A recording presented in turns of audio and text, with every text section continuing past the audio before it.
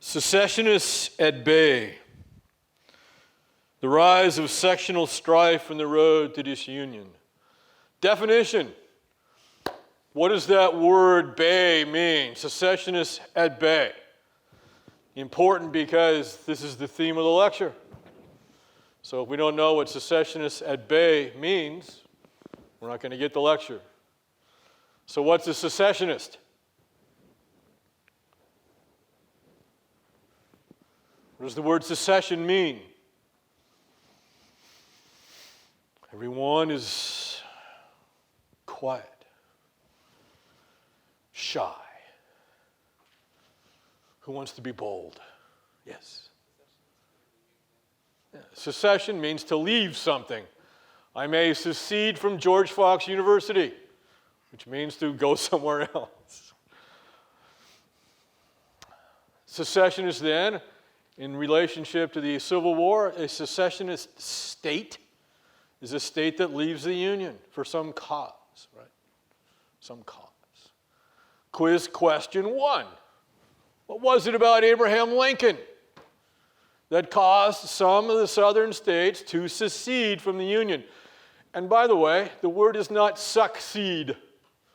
There are no U's in secession or to secede. It's all E's, right? To secede. What was it about Lincoln that caused some of these states to say, to hell with this? That's what they were saying. We're not going to be in this union anymore. What? Close, but not quite. Frederick Douglass was very unhappy with Abraham Lincoln at this time because he was not an abolitionist. Okay? Frederick Douglass was an abolitionist. Lincoln isn't. What is it? Lincoln wants to do it gradually. There you go. Abolitionists are all about ending slavery now. Lincoln is a gradualist because Lincoln believes that if we enforce abolition, then we're going to have a war. Okay? And Lincoln doesn't want a war. See? So he's a gradualist. He's opposed to slavery. That was enough in 1860 for some southern states, not all of them, to say, that's it, we're done. We're out of here. Now, how about a real abolitionist? Question 2. Conducted a raid on the federal arsenal. What's an arsenal? Where you keep the guns. Great. Armory. Okay? The Federal Armory in Harpers Ferry, Virginia. Who was this abolitionist? John Brown. Very good. John Brown. A name that haunts the South. Okay. And frankly, the gradualists like Abraham Lincoln. See? So there's complexity here. I will explain this to the point that you'll all be tired of hearing it by the time we're done in 3.5 weeks. You'll be saying, oh, great, the test. Finally, we can get out of here. All right. Secessionists at bay means that for a time, the secessionists were being kept at bay. If you have a dog who's being kept at bay, do you like my comparison? That means he's on a rope, right? He can't quite get to you. He can't quite do what he would like to do, which is tear you limb from limb. Secessionists at bay. Secessionists being kept from seceding. How? I shall explain. It had been the hope of the Founding Fathers. Even many of those who owned slaves, absolutely true, that slavery would gradually end. Indeed, it seemed to be declining at the time of the Constitutional Convention in 1787. So we're going all the way back to the founding here. But then, tragically, economics and technology took a hand. Not every technological advancement is a good thing. The rise of King Cotton. Cotton was not always the primary crop of the South. It started out as tobacco. But with the invention of Eli Whitney's cotton gin, there's your technology. in 1793, shortly after the Constitutional Convention, this cotton engine, hence the word gin, made processing cotton balls efficient and therefore inexpensive. Whereas before, they had cotton cloth, but it was a cloth that was only used by the very wealthy because it was so expensive to create. But now the gin, the cotton gin, is going to make it cheap. Almost every one of you is wearing cotton right now of some kind.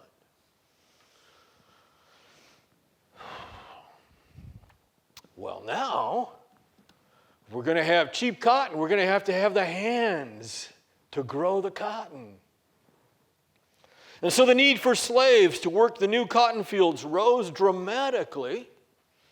Slavery, which had been a decaying institution in 1790, literally becomes, over the next several decades, the backbone of the South's economy. Pun intended. And it's a slavery based on white supremacy. African slavery based on white supremacy. That's the justification for keeping these people of a different color in slavery. They are inferior people. And I don't want you to get the impression it's just Southerners who think this in the United States. This is basically the world opinion at the time. Slavery, inequality is the condition of the world. The world you live in is not even close to being.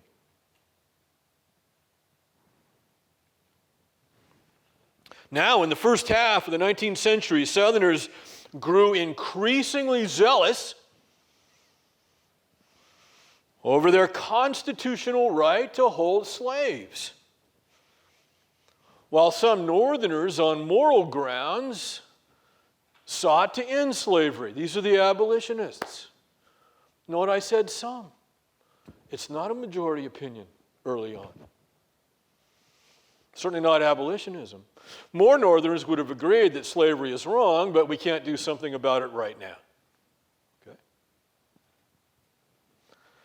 And I alluded to the basic cause behind this growing anti-slavery attitude came out of the Second Great Awakening. It's a Christian-based morality.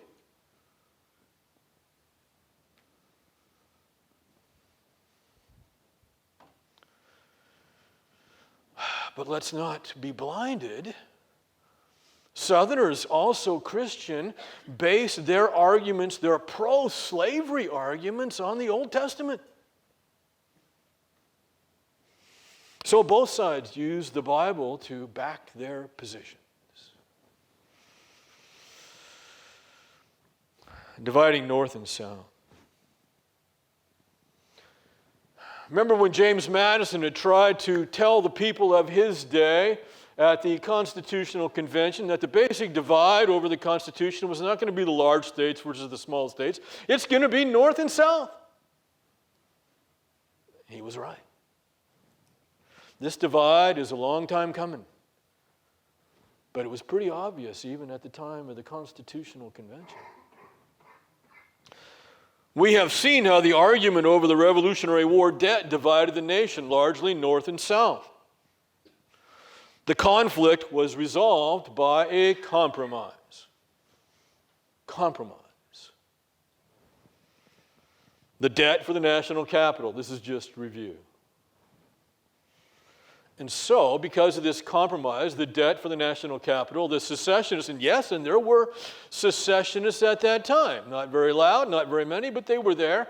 And the secessionists then were kept at bay by a compromise. What does it tell you? That the word compromise today is a 4-letter word. Yeah. Compromise with those people? No way in hell. Be careful. That's exactly what Southerners and Northerners thought in the 1850s. The Missouri Compromise of 1820. Compromise right in the title of the event. 30 years later, after the debt crisis, the westward movement of Americans into Missouri, going over the Appalachians and into Missouri, brought the two regions into conflict again, north and south. This time over the west. So the two regions, north and south, in conflict over the west. And they're in conflict over slavery in the west. In 1818, slave-holding Missourians sought admission to the Union. Missouri was a slave state, a southern state. By this time, 1820, the increase in the number of slave states had caused people in the North who were opposed to slavery to be worried that, look, if those Westerners keep creating slave states, at some point, the number of slave states will overwhelm us. And the slave states will get everything their way. They may even pass a constitutional amendment guaranteeing slavery forever. And so the dispute is going to center in the West over whether those new states are slave or free.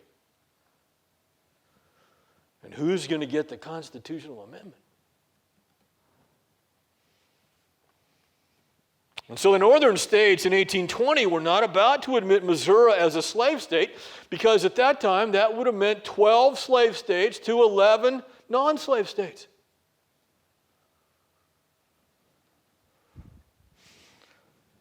And then you'd have an advantage for the slave states in the Senate. About the same time, Maine, way up there in the north, sought admission to the Union as a free state, a non-slave state. And so the compromise is obvious. Maine can come in as a free state, Missouri can come in as a slave state, and it's still equal. We can compromise on that. Compromise, the dirty word. Now, Northerners also get another point in their favor at this time. Northerners gained a restriction on slavery north of Missouri's southern border. Now, Missouri is a slave state. So the restriction on slavery north of Missouri's southern border doesn't count Missouri. It counts that area out in the Louisiana Purchase, out west of Missouri. So you would do an imaginary line of Missouri's southern border out there into the Missouri Compromise, and then the territories north of that imaginary line are going to be free territories, and that's what? Someday. Free states. And the territories south of it may someday become slave states. They're setting up future compromises, aren't they? So that's the Missouri Compromise. You get Missouri in as a slave state, Maine as a free state, and then you get this imaginary extension of Missouri's southern border. People breathe a sigh of relief. Maybe we've solved the problem.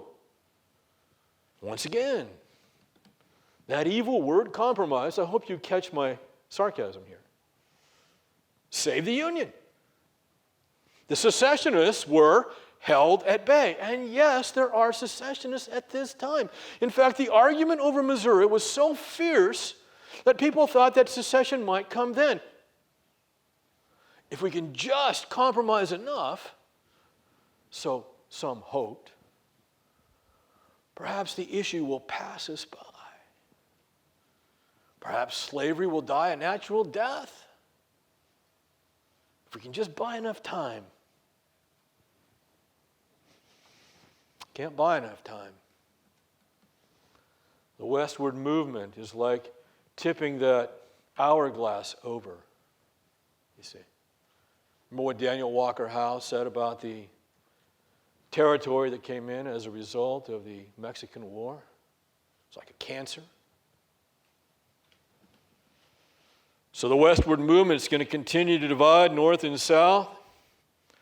It continues to be a source of conflict. Indeed, it is one of the essential ingredients in the eventual breakup of the Union. The other essential ingredient, of course, is slavery. If it wasn't for slavery, you wouldn't have a problem with the westward movement. But if you didn't have the westward movement, you probably wouldn't have the time problem. So both together. It was the addition of new Western states to the Union that caused anxiety in both North and South over whether they would be free states or slave. This conflict is well demonstrated in the Webster versus Haynes debates. Webster versus Haynes. Sounds like a heavyweight fight. The debates grew out of a resolution introduced by Senator Samuel Foote of Connecticut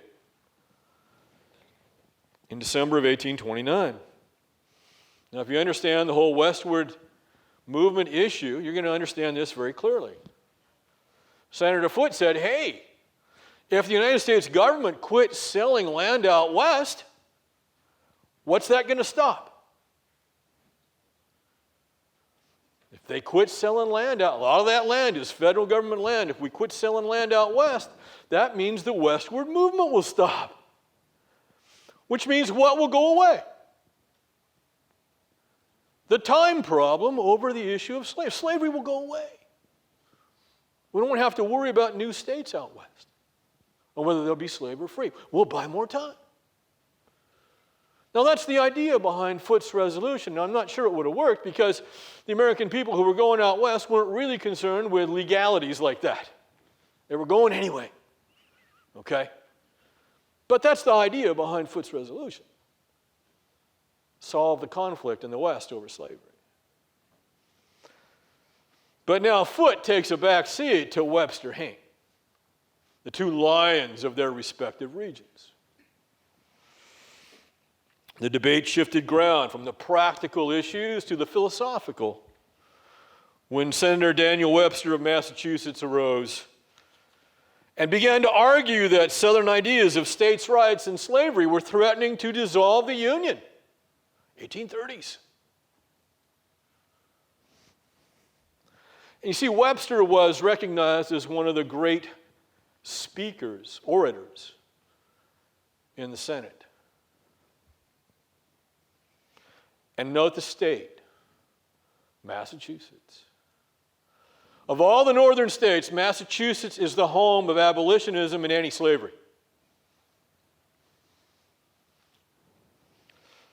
Essentially, the two sides disagreed over the role of the federal government in American life. Fortunately, we don't have any issues like this today. We are all agreed on the role of the federal government in American life. Thank you for laughing. It is absolutely at the center of most of our controversies, the role of the federal government in American life. What should the federal government do or what should it not do? Just in case you're not quite there with me here, should the federal government provide free health care for everyone? Should the federal government provide a free college education for everyone? See? Some say yes, but many say no. The great question has not changed. Should the federal government seek to end slavery? Some said yes. Others, defending the rights of the states, said no, states' rights. The broader issue, obviously, the role of the federal government in American life has not been resolved to this day, and probably never will be as long as there is a union.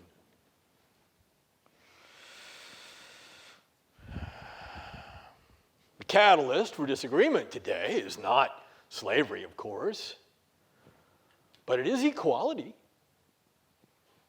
It is still equality. Should everyone have equal access to health care? Should everyone have equal access to a college education? If all that concerns you is equality, then the answer to those questions is yes.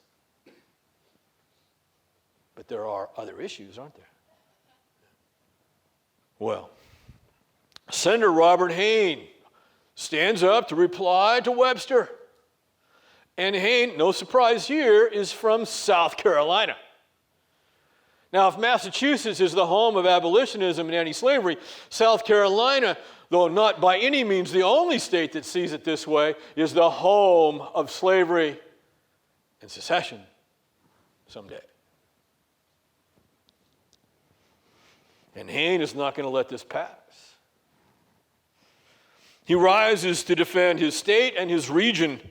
Hayne accused the North of provoking the South by threatening the South's constitutional right to hold slaves. Wait a minute.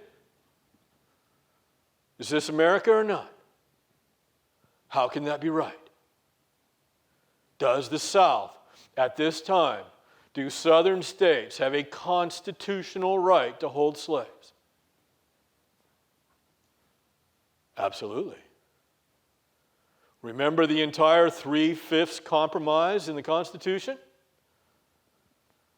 No one, North or South, argues that the Constitution does not give the Southerners a right to hold slaves. No one argues that. It's obvious. The 3/5 compromise is right there in the Constitution. What Northerners are hoping for someday is enough free states to do what? What? To amend the Constitution and abolish slavery by constitutional amendment. See? Their position is not constitutional or legal, it is moral. Changing morality. Why? Second Great Awakening. Primarily. So you have to get that right. Lincoln is elected president vowing to uphold the Constitution. It's his sworn duty. And that means he has to protect the rights of the southern states to hold their slaves. It doesn't mean he can't work to get a constitutional amendment passed. That's what the Southerners were afraid of. Are we all clear here? Yeah. Who's got the Constitution and legal arguments on their side? The South. Who has the new morality on their side? The North. Okay. There you go. It's about what the federal government can and cannot do.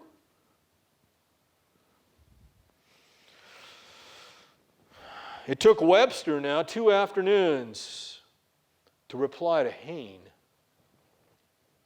to deliver what has become known as his second reply to Hayne. You can look that up, you can Google it, Webster's second reply to Hayne. And many historians consider this speech to be the greatest speech ever given in the Senate.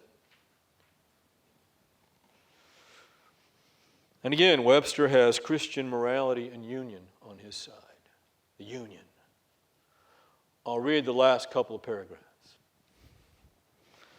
I've not allowed myself, sir, to look beyond the Union, to see what might lie hidden in the dark recess behind. When my eyes shall be turned to behold for the last time the sun in heaven, may I not see it shining on the broken and dishonored fragments of the once glorious Union, on states dissevered, discordant, belligerent, on a land rent with civil feuds, or drenched, it may be, in fraternal brothers' blood. Rather, let their last feeble and lingering glance behold the gorgeous flag of the Republic, the emblem of that sentiment dear to every true American heart. Liberty and union, now and inseparable, once and forever. And the Northerners in the Senate and the gallery was full, rose up and cheered, "Hooray for Webster!" And the Southerners sat on their hands.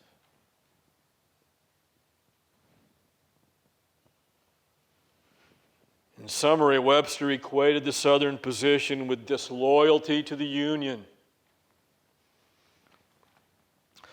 while Hayne insisted on the South's constitutional and legal right to hold slaves.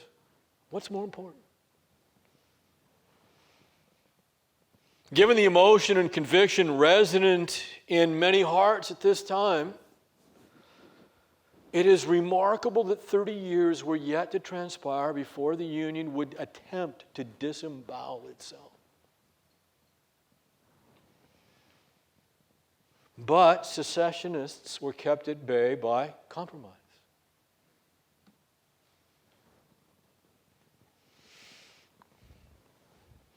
To repeat, the conflict over Missouri was the result of the westward movement, and the westward movement contributed then to the dissolution of the Union. For it was the addition of new states to the Union which caused anxiety in both North and South as to whether those new states would be slave or free, and who would control Congress. How would they use the federal government? Imagine then the national concern over what was to become of the lands taken from Mexico in 1848, more Western territory.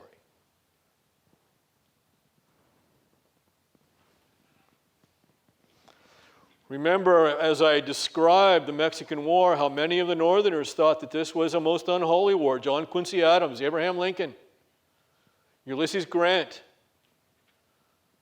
This is one of the reasons. The road to disunion. In 1850, the westward movement again brought North and South to conflict, this time over California. When had California become part of the Union? Exactly, 1848, result of the Mexican War. A brand new state, ready-made, ready to go. 1848, the territory of California comes into the Union. Then in 1849, as we all know, because we're all fans of the NFL, what happens in California in 1849? Thank you. Commemorated by the appropriately red and gold uniforms of the San Francisco 49ers. The team that just lost in overtime to the Seattle Seahawks last night. So, ran out of luck finally, them 49ers. San Francisco, the home of the gold rush. That's where everybody came to start to go up into the mountains to find the gold. In when? 1849. Well, hundreds of thousands of people came to California, so California wants in 1850 to become a state. Now we got the whole crisis all over again. In the past, the solution had been to add a slave state when adding a free state, but no slave state at hand at this time. Whole thing happened overnight. Consequently, Henry Clay of Kentucky led the effort in the Senate to reach some form of compromise. Geography matters. This whole thing is about geography, isn't it? The West and the North and the South. Yeah. Kentucky. You find it on a map.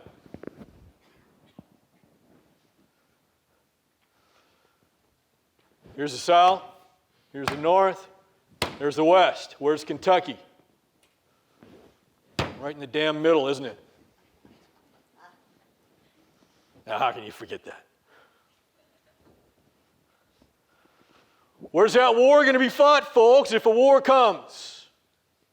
Kentucky, Virginia, you bet. Right in the middle. You think Henry Clay is motivated? You bet. Save his state. Save his people. Compromise. Don't let the blood flow. Before you jump all over Abraham Lincoln, before you regard him as a racist, which is very popular in the country today, I want you to remember what this is going to cost. What Lincoln is afraid of. Why he's a gradualist. He doesn't want a war. He doesn't want to see all those dead young men, all those broken bodies, all those destroyed families. He wants to end slavery gradually without that. Clay is determined to find a compromise for the same reasons. And I'm not going to go into all of the intrigue, and there's a lot of it here about how this is done. I just want you to recognize the compromise of 1850 that keeps secessionists at bay. We're still 10 years from the Civil War. And in 1850, they thought they might have done it. Maybe that'll do it. Number one, California, of course, admitted to the Union as a free state. Yeah, it's a free state. There are no slaves in California. Now, there are black people, but they're going to be free black people. Some Southerners brought their slaves, but that was unpopular in California. Free state. Number two, that new territory that we got from the war with Mexico, the Southwest, that would become the modern states. They're not states yet, but they would become the modern states of Arizona, New Mexico, et cetera, et cetera. That territory is to be left open to potential what? Potential slave states. Remember the Missouri Compromise? You bet. So California was clearly a win for the North. The point two here in the California Compromise is clearly a win for the South, but not so much because they're not states yet.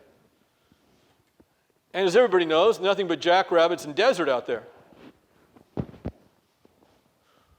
Anybody from this region? I say that so that you remember it, okay? Not because it's true. But that was the thought at the time. Kind of questionable as to whether we're going to be able to grow cotton out there. Okay? So Southerners want something else. Point three. Southerners were for a long time angry over the fact that if a slave escaped into the North, it was pretty much home free. Okay? And so what Southerners want is a federal law. This is a use of the federal government now. A federal law saying that federal government has to go look for escaped slaves in those northern states, in other words, U.S. Marshals. And if they find them, they'll be brought back south and returned to their masters. That's point three of the California Compromise, Compromise of 1850 as it's called. That is a win for the South. It's a huge loss if you're what? Yeah, if you're an escaped slave living in the North. Now where do you have to go to be safe? Canada. You got to make it all the way to Canada. Okay? Yes? That's the Fugitive Slave Act of 1850. That's part of the California Compromise. Thank you. So we have it now. The California Compromise, the compromise that Henry Clay maneuvered, hoping to avoid a war. Point one, California, free state. Point two, the area of the Southwest is left open for the people who settle there someday to decide slave or free. Southerners were confident it would be them. Okay? Point three, California Compromise. Or excuse me, Fugitive Slave Act. Impact of the Fugitive Slave Law. Of course, Americans, whenever a law is passed, they immediately snap to attention and always obey the law. Good. We don't. We always consult our own conscience, don't we? Yeah. So what do you think the abolitionists and the anti-slavery people of the North did about the Fugitive Slave Law? Did they help the U.S. Marshals find those slaves? No. Did they obstruct the attempt of the U.S. Marshals and the United States Army to find those slaves? Absolutely they did. There were demonstrations in cities, and they're trying to get a slave taken from a jail to the docks to send him back to the South. You could have especially in Boston, you could have a mob show up. Good luck. See? Civil disobedience.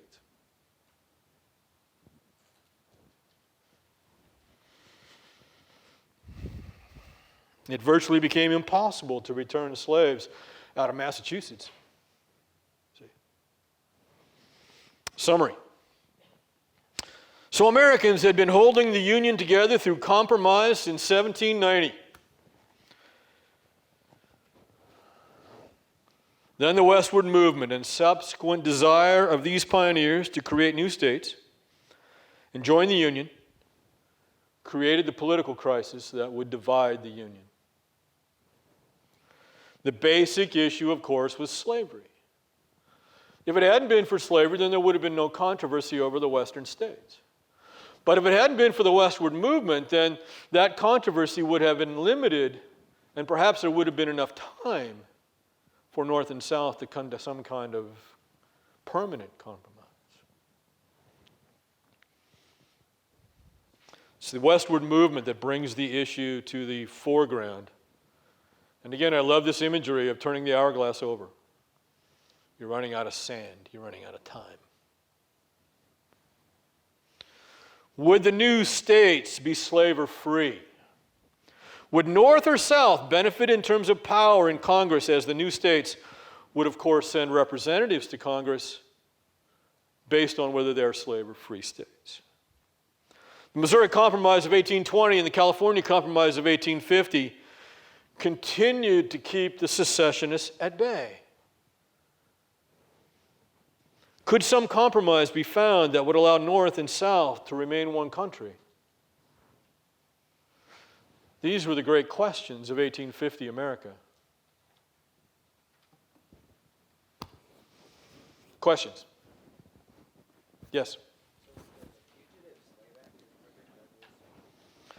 Frederick Douglass had already bought his freedom by this time, but that's a great question. So someone as prominent, as famous as Frederick Douglass, had he not already bought his freedom at this time, he would have been in a lot of trouble. Okay? Yes? The question is, what did African Americans who had escaped slavery, who were in the North, once the Fugitive Slave Act was passed, did they go to Canada? The answer is many did.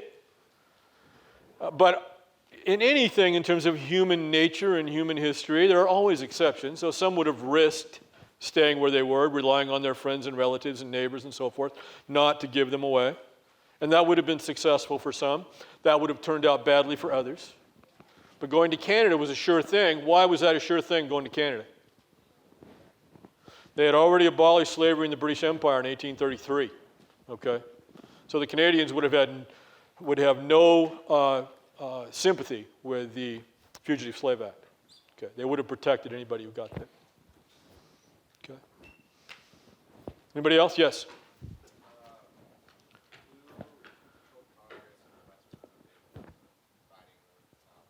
Who controlled Congress? Okay, so that's a difficult question. Who will? Well, that's the whole question. Right, so if in adding western states, those states are predominantly slave states, then they're going to be democratic, because the Democratic Party is the party of slavery. All right, if you didn't know that, so let me make that clear. There is no Republican Party yet. That's going to be the 1850s. The whole reason for the Republican Party of today, it's founded in 1854, and its whole reason for existence is to end slavery, period. Okay? So it's the opposite of the Democratic Party. It's going to replace the Whig Party. The Whig Party is going to fracture on the issue of slavery and so forth. Republicans are going to replace them. Did that answer your question? All right, well, one more point. So because of population, which part of the Congress is going to be controlled by Northerners because of population? The House. Vastly more people live in the North, okay? Larger cities and so forth. So the Northerners are going to control Congress. But the Senate is not controlled by population, is it? The Senate is just about the states. So as long as the Southerners can maintain an equal number of states, they don't have to worry about what happened in the House. You can't get a law past the Senate, okay? Not if the Southerners have equal voice there.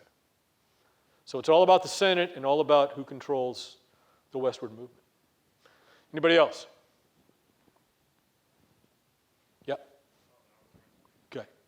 You just bought that right there. All right, I'll see you next time.